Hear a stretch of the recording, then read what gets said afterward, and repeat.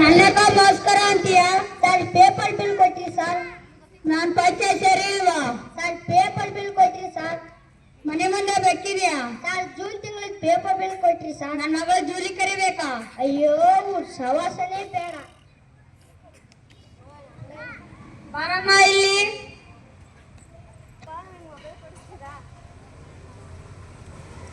ಅಪ್ಪ ನನ್ನ ಮೊಬೈಲ್ ಕೊಡಿಸ್ತೀರಾ?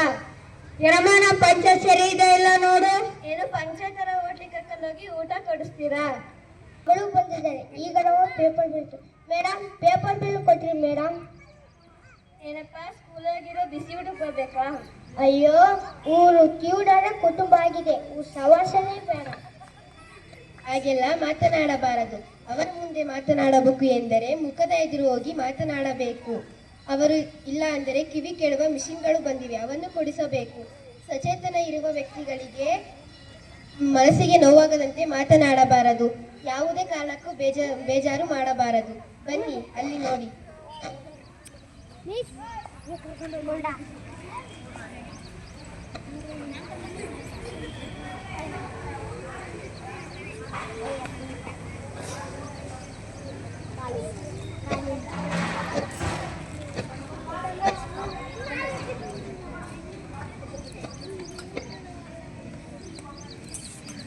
ನೋಡಿ, ಆ ಮಕ್ಕಳಂತೆ ನೀವು ಕೂಡ ಅವರಿಗೆ ಸಹಾಯ ಮಾಡಬೇಕು.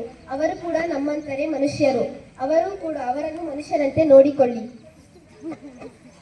ಧನ್ಯವಾದಗಳು. ಎಲ್ಲರಿಗೂ ಧನ್ಯವಾದಗಳು.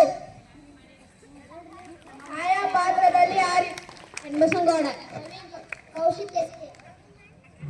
ಅಂಗವಿಕಲ ಪಾತ್ರದಲ್ಲಿ ನಿರಂಜನ್, ನವೀನ್. ಅಪ್ಪನ ಪಾತ್ರದಲ್ಲಿ ಶರತ್, ಮಗಳ ಪಾತ್ರದಲ್ಲಿ ಕೃತಿಕಾ, ಶಿಕ್ಷಕಿ ಪಾತ್ರದಲ್ಲಿ ಸಿಂಚನ, ಅಂಗವಿಕಲ ಪಾತ್ರದಲ್ಲಿ ಶಿವ.